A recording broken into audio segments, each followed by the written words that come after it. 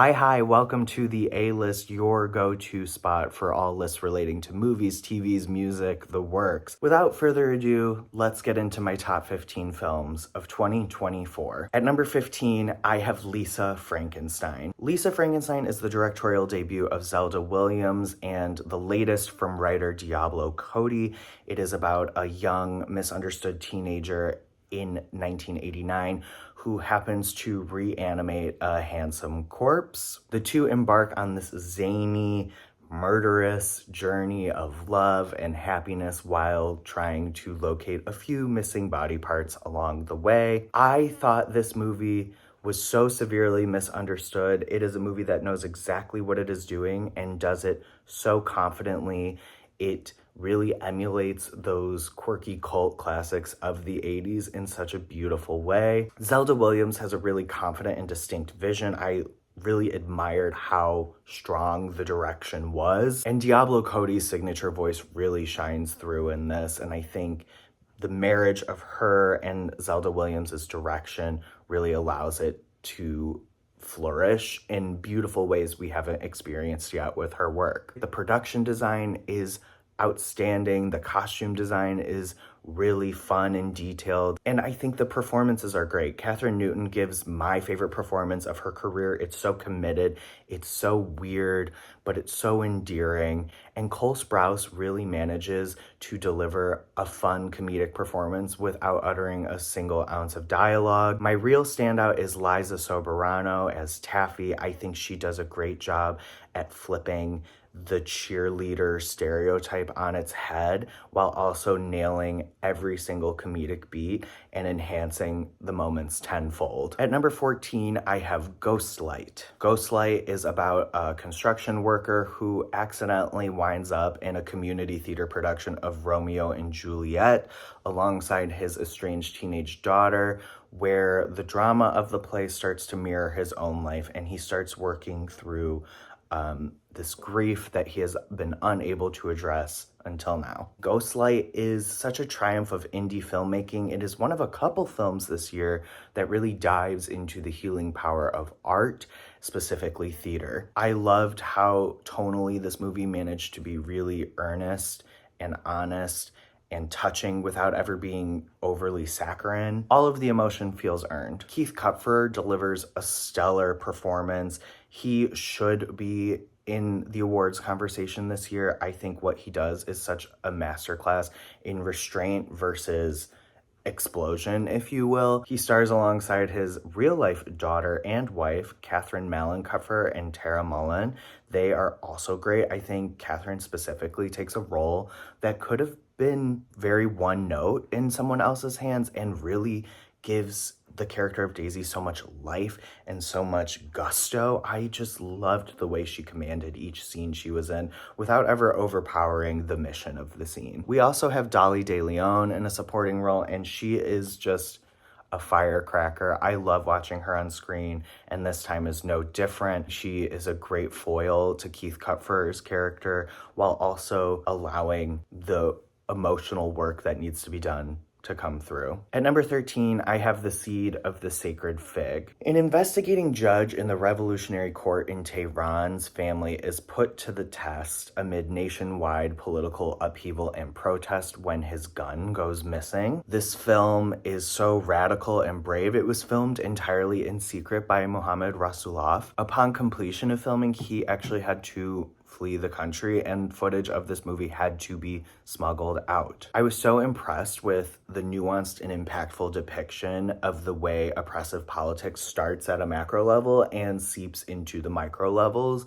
of our everyday life. I think the screenplay is really, really stellar. I think that should absolutely be in the screenplay awards conversation we're having. All of the performances of the entire ensemble are breathtaking. I really loved how this unfolded like a play. We are confined to one setting pretty much the whole movie, and it was very interesting to watch how these characters grapple with the beliefs they've been taught and push back at the norms that have been pushed onto them. At number 12, I have No Other Land. If you only watch one documentary this year, make sure it is No Other Land. This is probably the most urgent and necessary documentary of the year. It was made by a Palestinian-Israeli collective and dives into the destruction of the West Bank by Israeli authorities and looks at the unlikely friendship that blossoms between a Palestinian activist and an Israeli journalist. This was a radical and essential piece of filmmaking that demands to be seen. Not only does it serve as a record of the horrors committed unto the Palestinian people,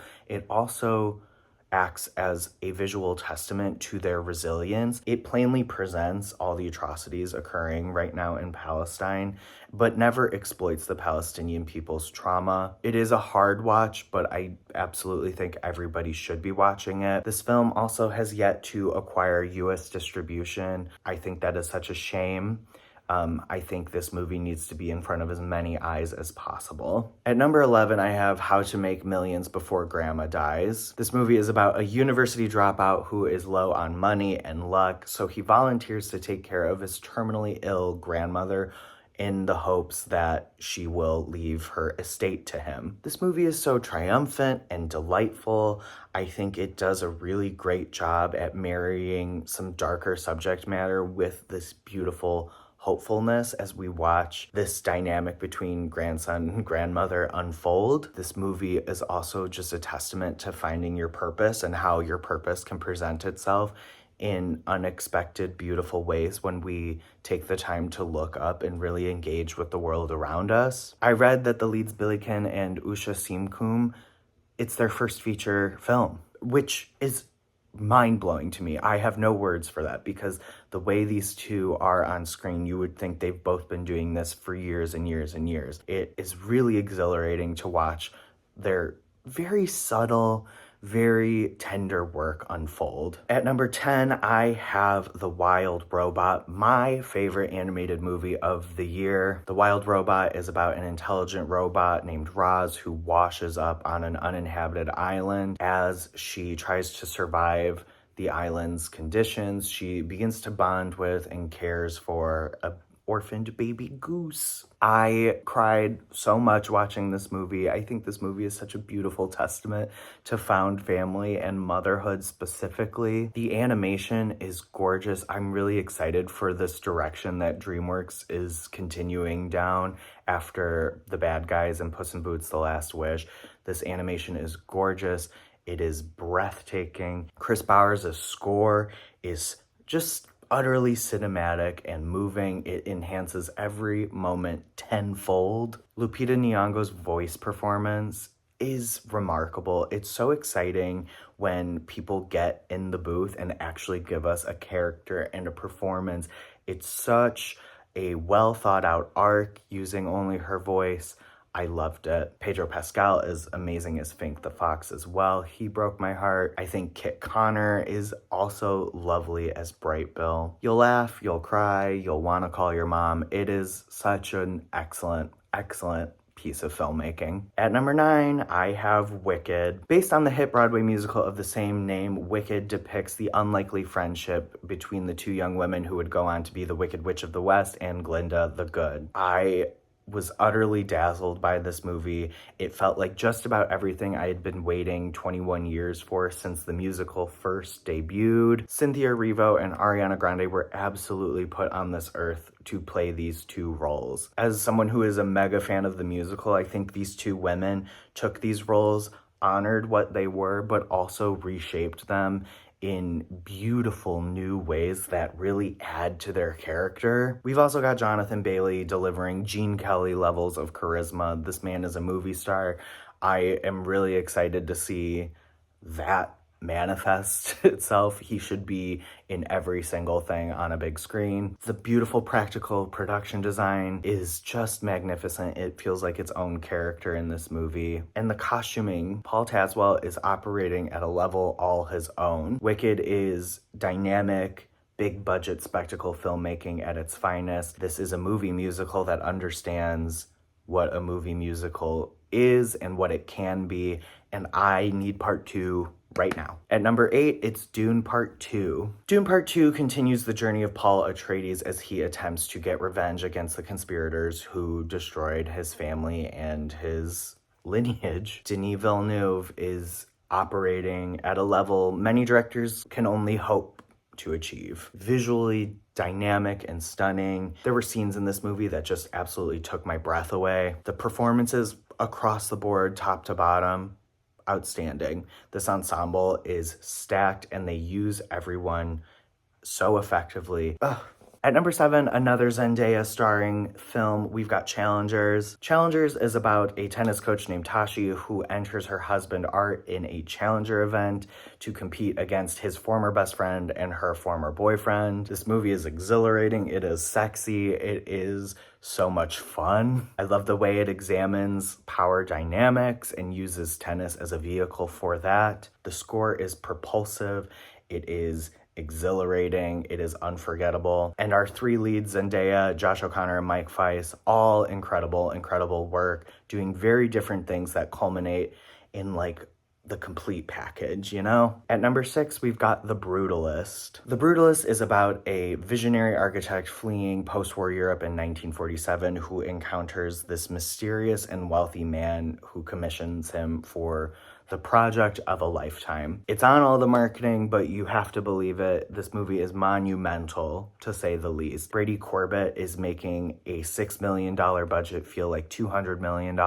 This remarkable ensemble really pulls you through this epic journey that feels like no time at all. It has a whopping runtime, but you never ever really feel that runtime. I just think this movie is so triumphant in every sense of the word as it deconstructs what the American dream is and really reflects on the idea of what happens when the place that is supposed to be safe, that is supposed to be your new start, also does everything in its power to make you feel unwelcome. At number 5, we have Sing Sing. This movie depicts the actual rehabilitation through the arts program at Sing Sing Maximal Security Prison, and it centers on Divine G, a man who is imprisoned for a crime he did not commit. Similarly to Ghostlight, this movie really explores the transformative power of theater. Coleman Domingo gives an all-time great performance. He is always great, but this feels absolutely next level. The entire ensemble is made up of actual alumni from this real theater program, and all of them are just a wonder to behold, specifically Clarence Macklin. He is utterly revelatory with his work in this film. Sing Sing feels simple but so heavy and profound, and it really allows a lot of these complex themes to just shine through. At number 4, Nickel Boys. Nickel Boys is about the friendship of 2 young black teens navigating a reform school together in Florida. It is shot entirely from first-person point of view. No Best Director lineup is complete without Ramel Ross. He is completely pushing the medium forward in every which way. This movie is revolutionary with what it does on a visual level. Ethan Harisi, Brandon Wilson, and Anjanou Ellis-Taylor all deliver remarkable work as well. This movie is such a testament to how powerful like a more quiet performance can be. No one is ever overdoing it. Everyone is really like sitting in the quiet, sitting in the more intimate moments. I was just thoroughly blown away by this movie. It is expanding into theaters into January, so if you have not yet had the opportunity to see it, I urge you to do so immediately. At number 3, we've got The Substance. The Substance is about Elizabeth Sparkle, an aging celebrity who uses a black market drug that allows a younger, better version of herself to come forward. Demi Moore gives the performance of her career here. This feels like such a culmination of everything she is capable of and allows her to tap into sides we have not yet been able to experience. Margaret Qualley is excellent as well. The way these two create such distinct and different personas while also making them feel like they are one, to quote the movie, is so utterly impressive. Coralie Farjah crafts a sledgehammer of a movie that really does not let you go, and I loved the way she examined self-harm and the way beauty standards